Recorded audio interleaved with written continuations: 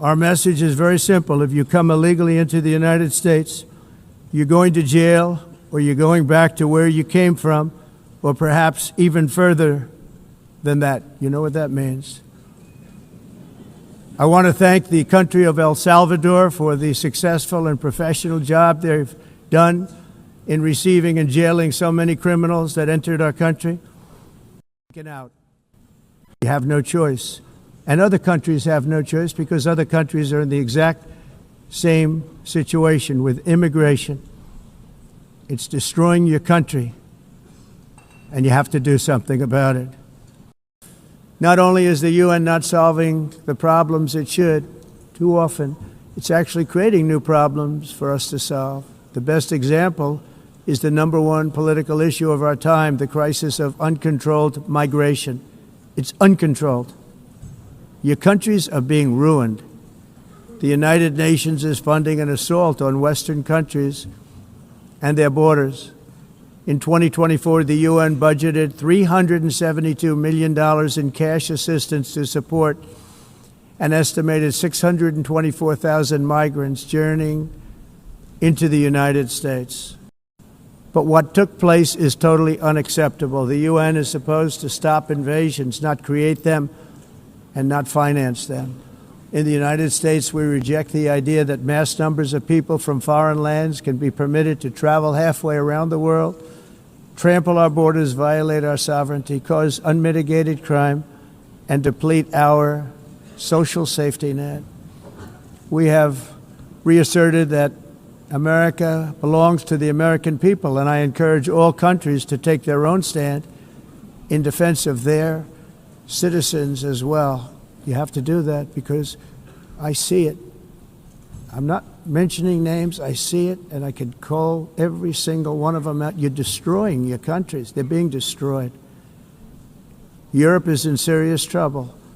They've been invaded by a force of illegal aliens like nobody's ever seen before. Illegal aliens are pouring into Europe. Nobody is ever, and nobody's doing anything to change it, to get them out.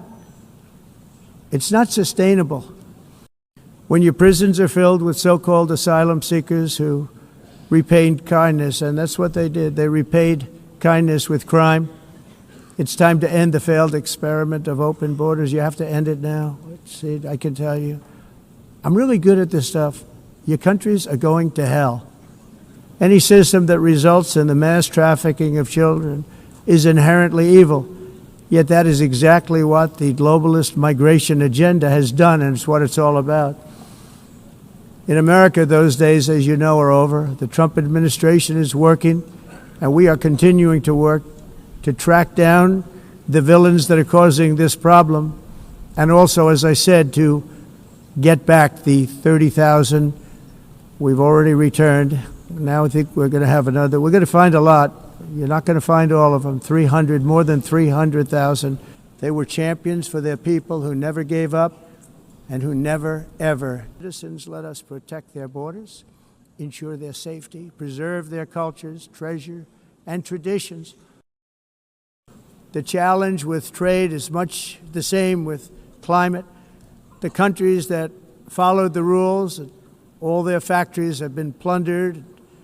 It's really sad to watch. They've been broken. They've been broken by countries that broke the rules. That's why the United States is now applying tariffs to other countries, and much as these tariffs were for many years applied to us, uncontrollably applied to us. We've used tariffs as a defense mechanism under the Trump administration, including my first term, where hundreds of billions of dollars in tariffs were taken in. And by the way, we had the lowest inflation, and now we have very low inflation. The only thing different is that we have hundreds of billions of dollars flowing into our country. But this is how we will ensure that the system works for everyone and is sustainable into the future. We're also using tariffs to defend our sovereignty and security throughout the world, including against nations that have taken advantage of former U.S. administrations for decades, including the most corrupt, incompetent administration in history, the sleepy Joe Biden administration.